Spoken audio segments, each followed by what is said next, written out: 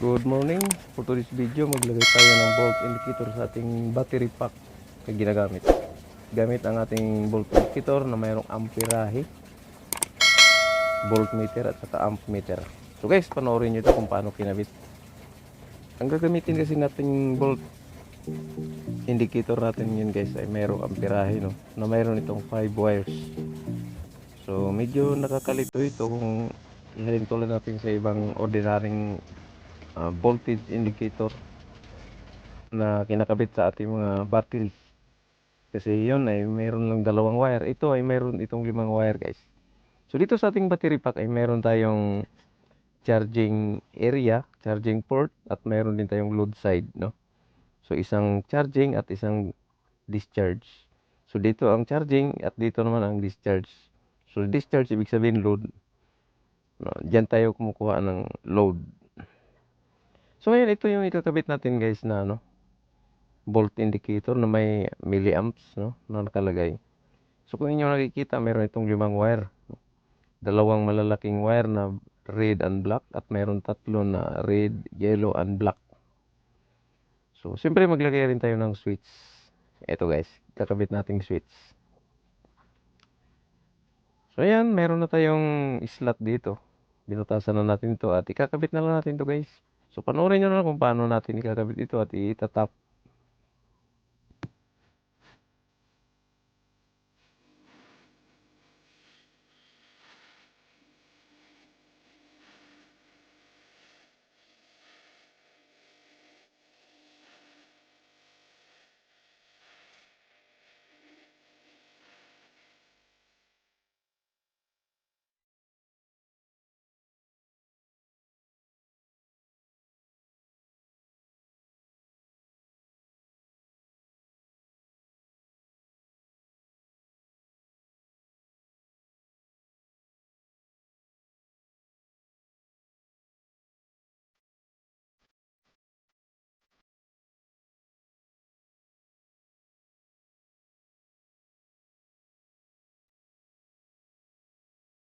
Ayan, nagabit na natin at medyo tabingi. Pero hindi naman gano'ng halata. Tama lang siya kung titignan. So ngayon guys, ito kasi is 2 wires lang to. Ito yung ordinary na natin, no, na hindi natin ikakabit to. So ito naman ang kaibahan nito is 5 wires ito.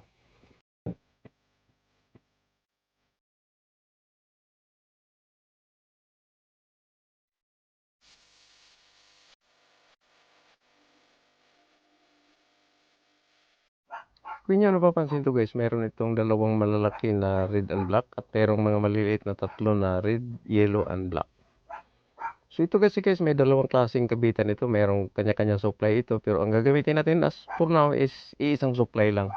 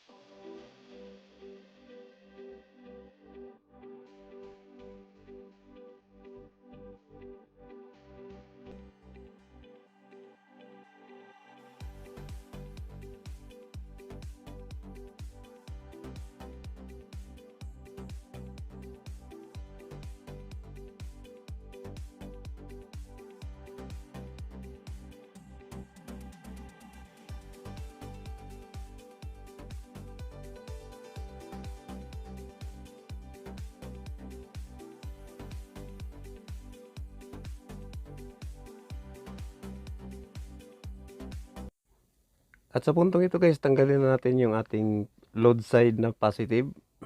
Hugutin natin to at idaan natin dito sa ating switch.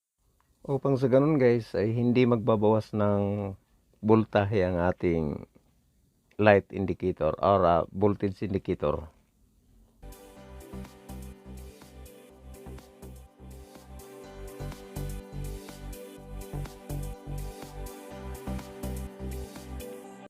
Yan, kung napapansin nyo, pinagsasama ko itong maliliit na red, yellow, at nilagyan natin ng green. So, dapat itong green na ito is 3, dapat ito dahil ito ay positive na ilalabas natin. Ang problema, wala tayong wire na ganong kalaki.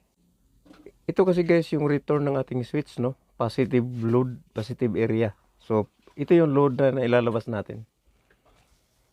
So, panoorin nyo ito guys kasi medyo nakakalito ang pagkabit ng ganitong klaseng 5 wires na mga voltage indicator.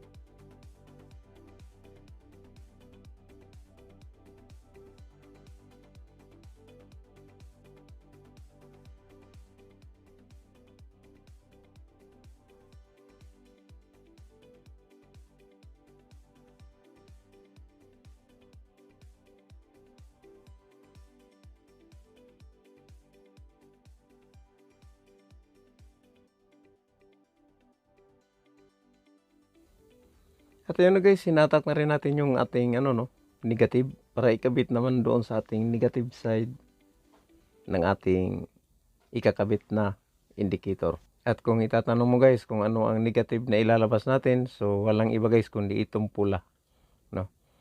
So hindi ko alam kung bakit pula ang nilagay nilang kulay dito sa mga manufacturer. Pero yung iba dito is kulay gray ito o kulay green. Pero sa puntong ito pula ang ikakabit. Pero hindi po yan positive guys, no? Yan po ay negative ng ating load. So huwag kayong malito dyan. At dahil yan ang importante.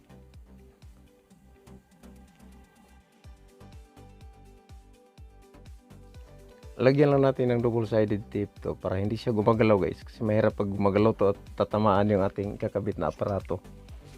So para maging stable siya, so lagyan natin siya ng double-sided tape para dumikit siya sa ilalim. Guys, kung napapansin nyo na dalawang kulay itong ating battery, kasi may kulay blue at saka may kulay violet. Okay lang naman siya guys na ipagsama natin ang ibang kulay basta magkapareho sila ng amperahe. Ito guys ay meron itong 2000 milliamps, no? Mga brand new battery po ito guys at magandang klase. Kaiba nga lang ang kulay pero magandang klase ito. Pareho ito guys na 2000 milliamps. So malalakas na battery ito kung tutusin talaga. Magandang klase ito. At yun na guys, itong ating return, no? Kasi positive itong return natin pero kulay green. So yun na lang ang nakita natin paraan dito guys. At na i-plaster mo natin itong negative nito. So itong pula na ito yung dugtungan natin ng itim, no? So ang problema natin ito guys, itong mga wire na itim natin is napakaliit, ano? So hindi ako kumbinsido dito. Pero sige lang, subok natin to. Palitan natin pag nakabili tayo ng mas malalaking mga wire. So hindi magandang ano. So yan, na-terminate na natin lahat. No? So yung, tanda natin guys na yung pula na nanggaling sa ating indicator is negative yun. At yun ang palabasin natin bilang negative sa ating load side. At itong green naman ay ito yung positive.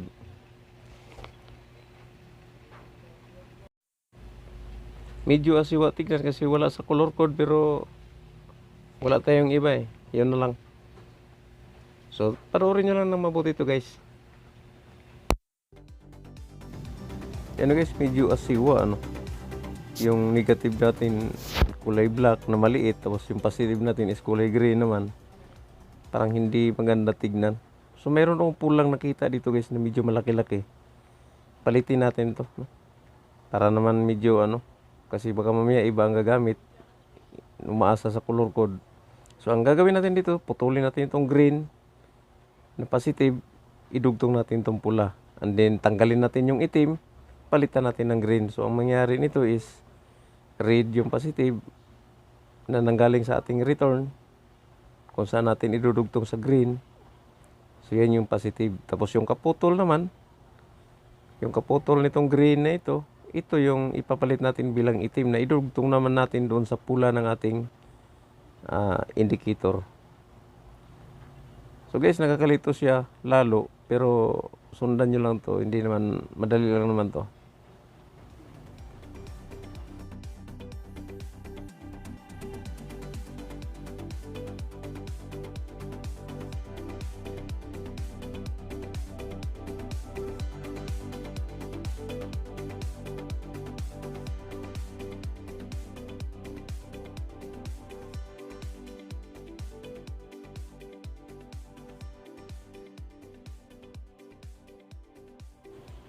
So ayan na, nakikabit na natin na ipapalabas na natin yung green niya na dinugtungan natin ng pula.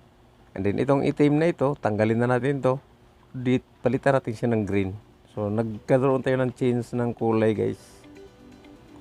Dahil yan sa kakulangan ng ating mga wiring guys, ano. Pero wag lang kayo malito guys, kasi yan lang naman yan. Pinalit lang natin ang kulay. Basta tandaan nyo, itong red na nanggaling sa ating indicator is yan po yung negative sa ating load side, kung saan dinugtungan natin siya ng green.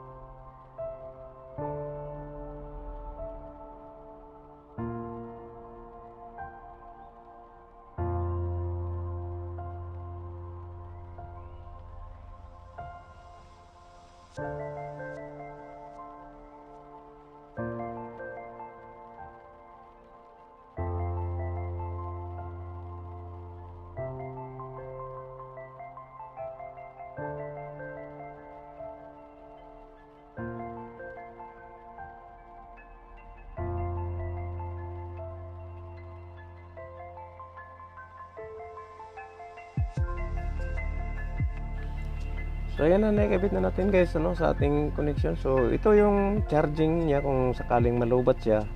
Dito natin i-charge. Ito yan, yung linya na. Yan yung charging port niya. Ito naman yung load side. No? So dito natin kung may magagamitin kang mga motor or ano man, dyan na yun ang load side niya. So ito na yung pinakabuuhan. So i-on na natin, tignan natin. So ayan na guys, oh. Wow, ang ganda. Pero guys, nagtataka ako. So kung titignan kasi sa camera guys, nagbi-blink siya, no? Nagbi-blink siya.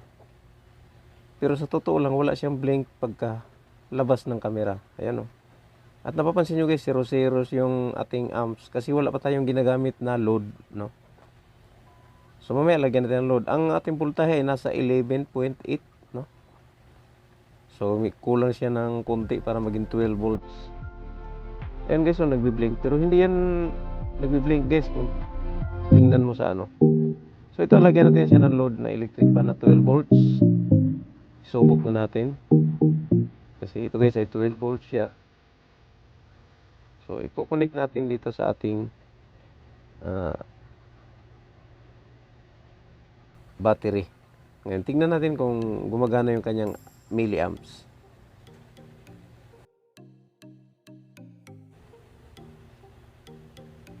So ayan, i-on na natin to guys.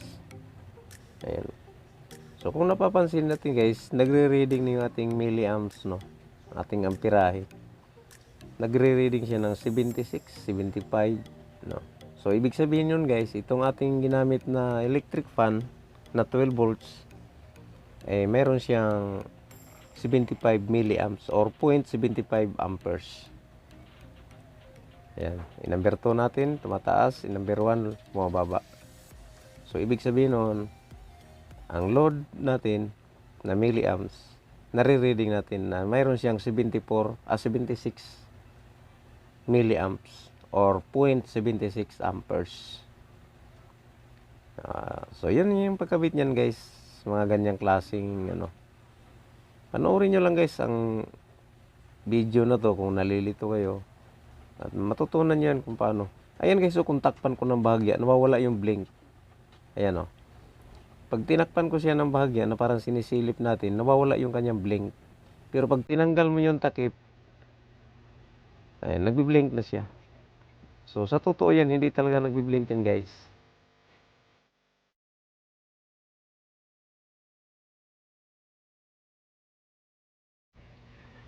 Ayan na guys, patapos na tayo at takpan na natin to. At kung sakali mang nakarating ka sa dulo ng video ito, please like at subscribe guys sa ating channel. So itornilyo na lang natin ito. At kung sakali man guys na mayroon kang hindi naintindihan sa ating mga napakagulong tutorial na ito, just comment down below at sasabihin ko sa iyo guys, no? So ganito lang ang pagkabit nito. May kaibahan nga lang ito doon sa mga ordinaryong 2 wires lang, negative positive. Yung ikakabit natin is 5 wires to. Medyo mahirap, nakakalito. Pero madali lang kung alamin mo talaga. So okay na. So final test, i-on natin. Medyo maluwag pa. Higpitan na lang natin to guys ng konti. Tama-tama lang kasi nakaumbok yung battery natin, baka mabiyak yung ating, madali pa lang mabiyak to guys kasi ito ay mga ano lang, no? Plastic ng